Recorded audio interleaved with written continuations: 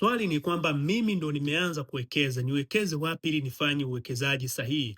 Kusema kwamba wewe ndo umeanza kuwekeza na uko tayari katika masuala ya uwekezaji, ni uwekeze wapi ili ufanye uwekezaji sahihi, tutadanganyana, ni uongo. Mtu ambaye ndo umeanza hujajua masuala ya hisa, ni ngumu kufanya uwekezaji sahihi, lakini katika mfumo wa Tanzania ni nzuri, ni kwamba unakutana na broker na kushauri uwekezaji wa kufanya, na alafu anakupa elimu.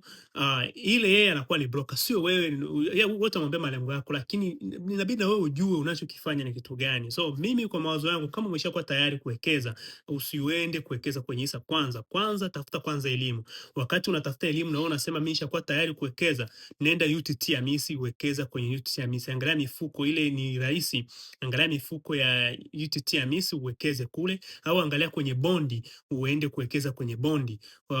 Kwa sababu kule ndio unahitaji akili nyingi kupiga hesabu za masuala ya analysis, sijui ni kitu gani, vitu gani kule unahitaji hiyo. Sasa wakati umewekeza huko, anza kuitafuta elimu, kujua masuala ya hisa, itafute elimu kwa kina. Halafu baada ya kujiridhisha kwamba umeiva katika masuala ya uwekezaji, katika masuala ya kupata elimu ya uwekezaji, unaweza anza kununua sasa hisa za makampuni tofauti tofauti, kwa sababu uwekezaji wa hisa ni mzuri kuliko uwekezaji wa UTT AMIS au kwenye bondi.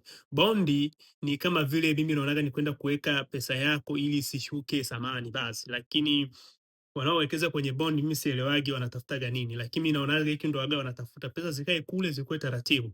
Lakini unaweza wekeza mabilioni ya pesa ambako utakapata ni kiduchu sana, lakini kwenye hisa unapata gawio vile vile. Kampuni ikikuwa na thamani ndo ina vile vile pesa yako inakuwa thamani. Lakini kwenye bondi ni kwamba mfano bondi za serikali, wewe ukiweka 1000 wakikwambia tutakurudishia 1000, hata ipite miaka 10 ni hiyo 1000 watakurudishia.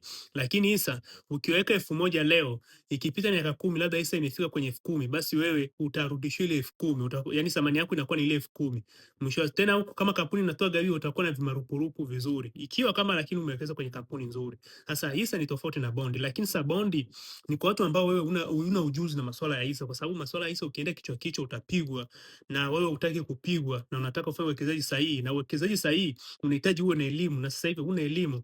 Ni bora uende zako kwenye bondi kule, au watafuta UTT AMIS, wekeza hapo huko ukijifunza, alafu ukiwa vizuri ukiiva, ingia sasa kwenye shamba la hisa. Uende ukavune hizo hisa zako ambazo wewe unataka, ambazo unasema kwamba ushakuwa tayari kuziwekeza. Kwa hiyo baadaye ndo utahamia huko. Asante sana.